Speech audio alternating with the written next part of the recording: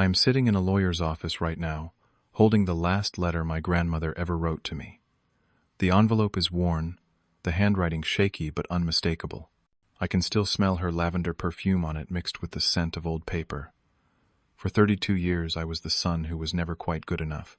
The one who got the leftover attention, the backup, praise, the conditional love. But as I read this letter, I realized something my grandparents understood that my parents never did. Blood does not make you family. Loyalty does. And what happened in this office 20 minutes ago just proved them right in the most unexpected way. Before I tell you how my grandparents outsmarted my own parents, I want to know where you are watching this from. Drop your location in the comments below. And if you have ever felt like the second choice in your own family, hit that like button and subscribe, because this story might just give you the closure you have been looking for. Now let me take you back to where it all started.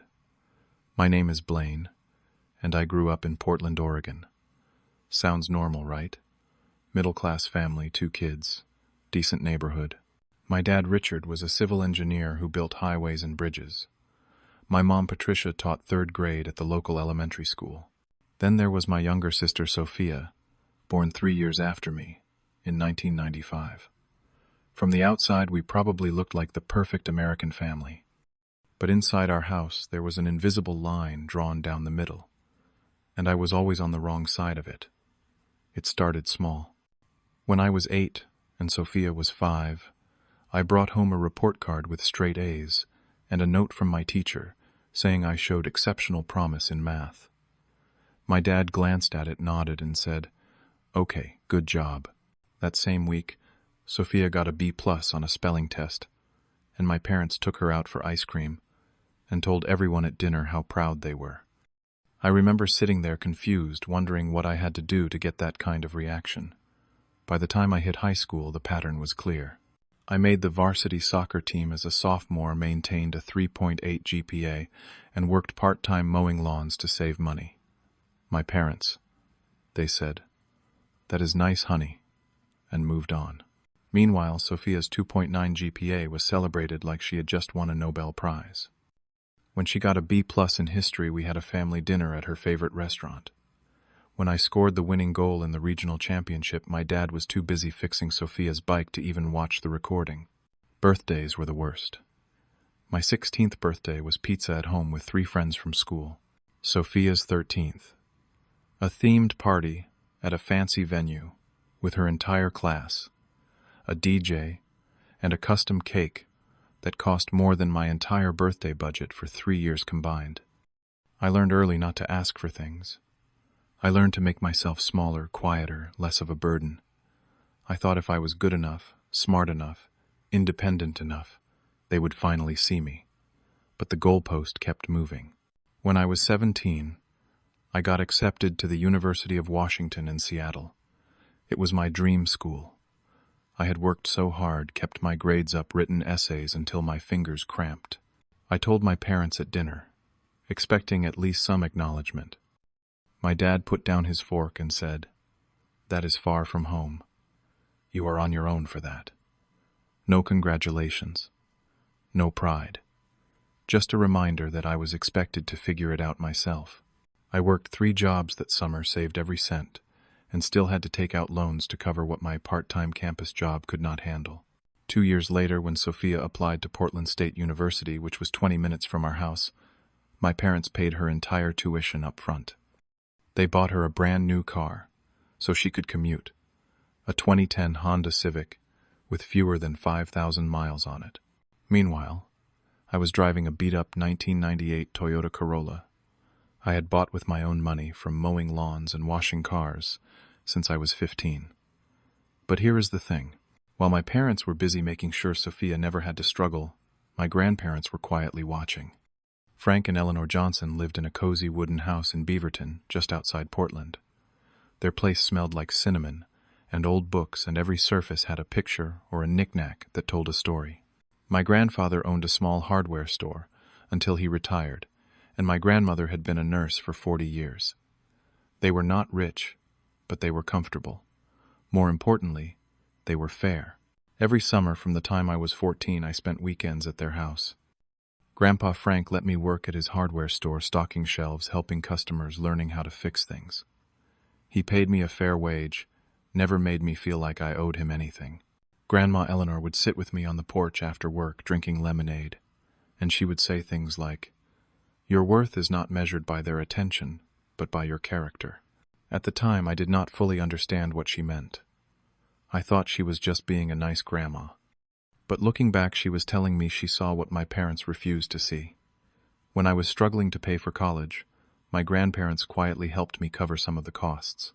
They made me promise not to tell my parents because they did not want to cause drama. They just wanted to make sure I had a shot. And when I graduated with my degree in business administration in 2014, they were the ones who sat front row cheering louder than anyone else.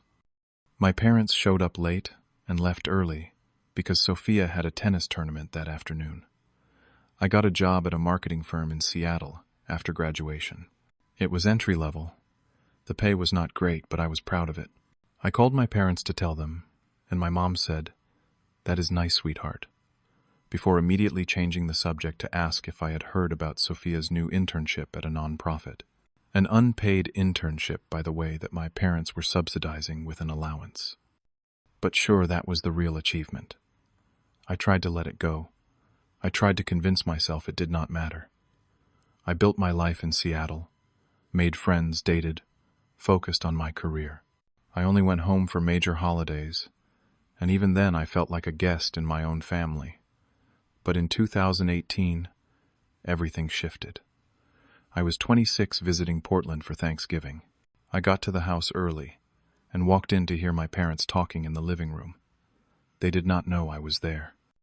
I stood in the hallway frozen as I heard my dad say, "We need to make sure Sophia gets the house and most of the assets when the time comes." My mom agreed. "Blaine has always been independent. He will be fine. But Sophia needs more support."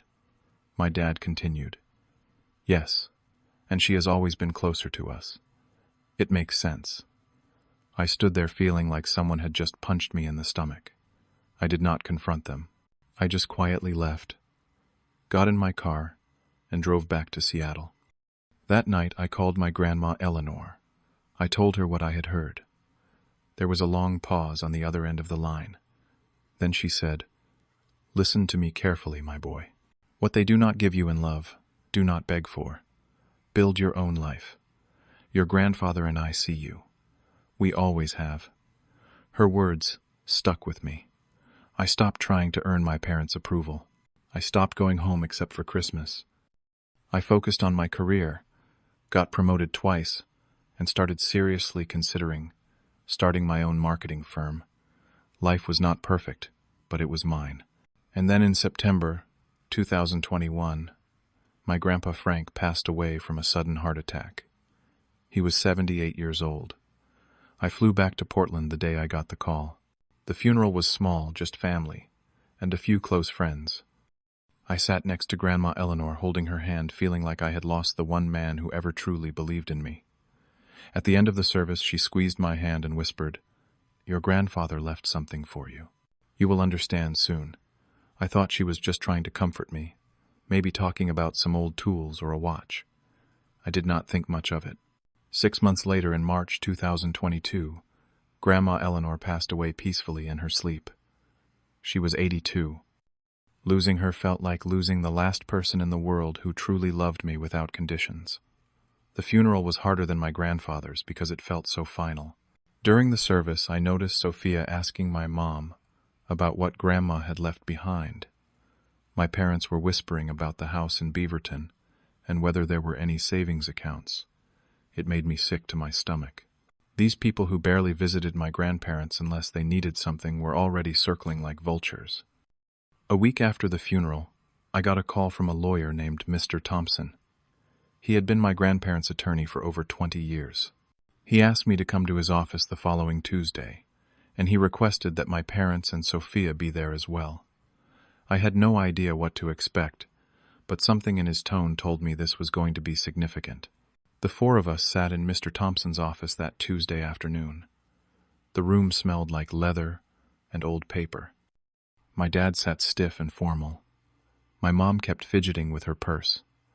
and Sophia looked bored scrolling through her phone. I just wanted to get it over with, mister. Thompson opened a folder and began reading my grandparents' will. What he said next changed everything. The house in Beaverton valued at $450,000. The savings account, $180,000. The stock portfolio, $95,000. All of it, every single cent, was left to me. Blaine Johnson. Sophia received $20,000 and some of my grandmother's jewelry. My parents received $15,000 and a few family heirlooms. The room went silent. Then Sophia exploded. This is not fair. I am their granddaughter too. Why does he get everything? My mom turned pale. There must be a mistake. Mom would not do this. My dad's face turned red. This is unacceptable. We need to contest this will immediately. I sat there completely stunned. I could not process what I had just heard. Mr. Thompson calmly held up his hand. There is no mistake. Mr. and Mrs. Johnson were of sound mind when they drafted this will. It is ironclad. But there is more. He pulled out an envelope and handed it to me. Mrs. Johnson requested that I read this letter aloud in front of everyone. My hands were shaking as Mr. Thompson opened the letter and began to read. My dearest Blaine, if you are hearing this, it means your grandfather and I are both gone. We have watched you grow into a man of integrity, resilience, and kindness, despite being treated as less than you deserve. We heard the conversations. We saw the differences. We saw how you were expected to fend for yourself while your sister was coddled. My mom gasped. My dad shifted uncomfortably. Sophia stopped crying and stared at the lawyer. Mr. Thompson continued. Your parents forgot that love is not about favorites. It is about fairness. This inheritance is not charity. It is recognition of the grandson who called us every week, who fixed our fence, without being asked who showed up with groceries when we were sick, who loved us not for what we could give, but for who we are. Sophia visited twice a year, and your parents only came when they needed something. You earned this, my boy. Do not let anyone tell you otherwise. Use this to build the life you deserve. We love you always. Grandma Eleanor and Grandpa Frank. The silence that followed was deafening. I could feel tears burning behind my eyes, but I refused to let them fall. Not here. Not in front of them. Sophia started crying again, but this time it was quieter, more desperate. This is so unfair. I love them too. I looked at her, really looked at her, and for the first time in my life, I did not feel the need to be polite. Did you? When was the last time you called them? Without needing something? When was the last time you visited just to visit? She did not answer. She could not answer. My mom turned on me. How dare you speak to your sister like that? This is exactly why they should not have given you everything. You are cruel. My dad stood up. We will contest this. You clearly manipulated them. Mr. Thompson cleared his throat. As I stated, the will is ironclad. Mr. and Mrs. Johnson were of sound mind, and there are witnesses to verify that. There is no legal ground for contestation. This meeting is concluded. He handed me a set of keys and several documents. The house and accounts are now in your name, Blaine. If you need any assistance with the transition, my office is available. My family stormed out without another word. I sat there for a few more minutes, staring at the keys in my hand. Mr. Thompson placed a hand on my shoulder. Your grandparents loved you very much. They wanted you to know that. I nodded, unable to speak. I walked out of that office, feeling a strange mix of grief, validation, and overwhelming gratitude. The next day, my parents and Sophia showed up at my apartment in Seattle, unannounced. I opened the door to find all three of them standing there. My dad did not even say hello. He just launched right in. You need to do the right thing and split that inheritance evenly with your sister. My mom nodded. Your grandparents were old and confused. They did not understand what they were doing. Sophia tried a softer approach. Come on, Blaine. We are family. You cannot just take everything. I almost laughed. Family.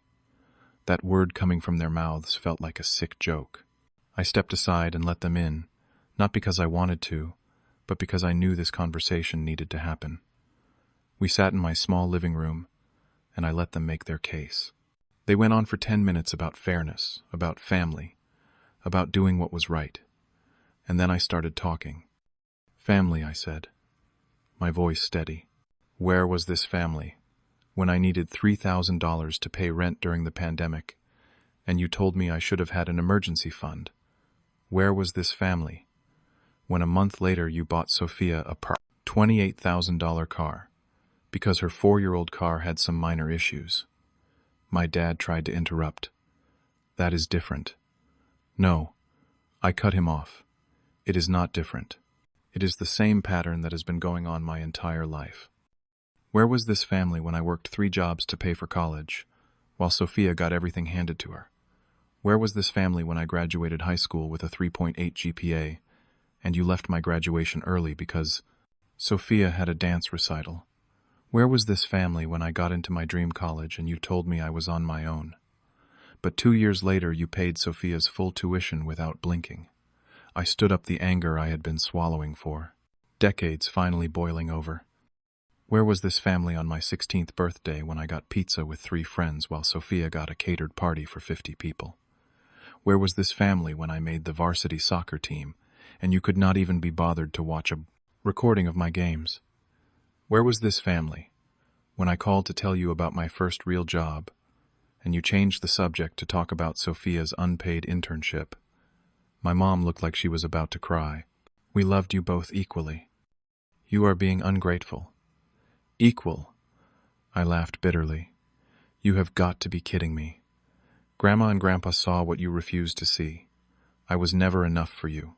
No matter what I did, no matter how hard I tried, I was always the backup son. The one who did not need attention because he could handle himself. Well, guess what? I did handle myself. And Grandma and Grandpa saw that. They saw me. And this inheritance is not about money. It is about being seen. My dad stood up, his face red. If you keep this money, you are no longer our son. I looked him dead in the eye. I stopped being your son a long time ago. You just never noticed. The words hung in the air. My mom started crying. Sophia looked down at her hands. My dad turned and walked out, slamming the door behind him. My mom and Sophia followed without another word.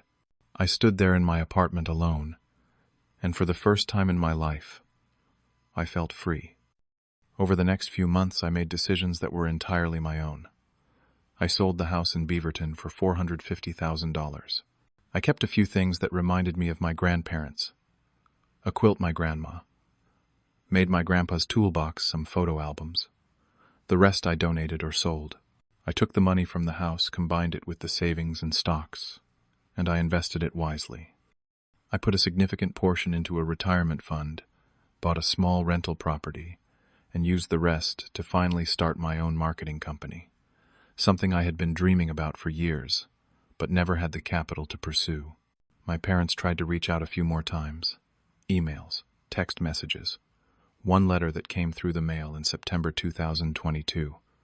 The letter said, "We are still your parents. You owe us respect." I wrote back one time, and one time only. I kept it short. You are right. You are my parents. But being a parent is more than biology. It is showing up. It is being fair. It is making your child feel valued. You did none of that for me. Grandma and Grandpa gave me what you never could: unconditional love and recognition. I do not owe you anything. I wish you well, but I am moving forward without you. I never heard from my dad again. My mom sent one more email months later, asking if we could talk, but I did not respond. I was done.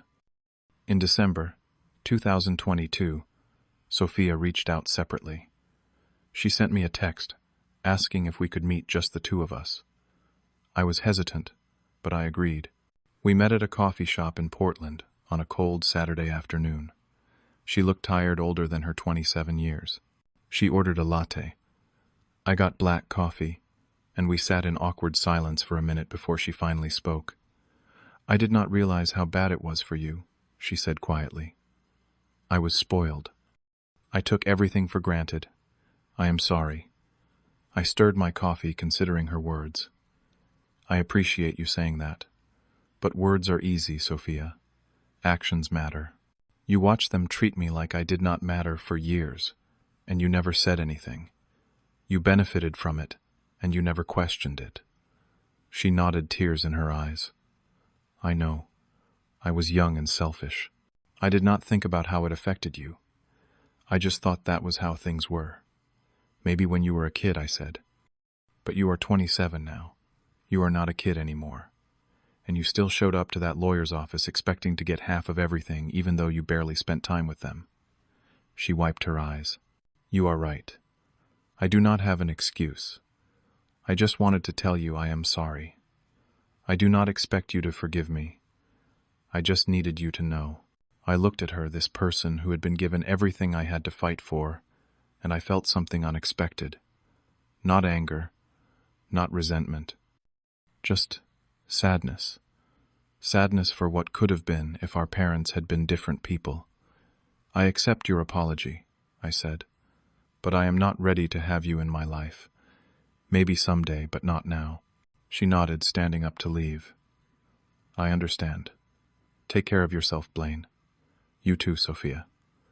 She walked out, and I sat there for a while, finishing my coffee. It was not the closure I had imagined, but it was enough. By June 2023, my life looked completely different. My marketing company was thriving. I had hired 8 employees, all talented people who shared my vision. We were landing good clients, and the revenue was steady.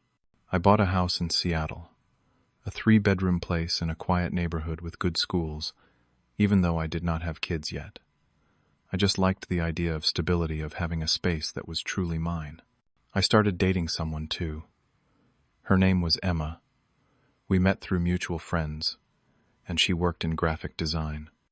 She was kind, funny, and most importantly, she came from a family that actually functioned like a family.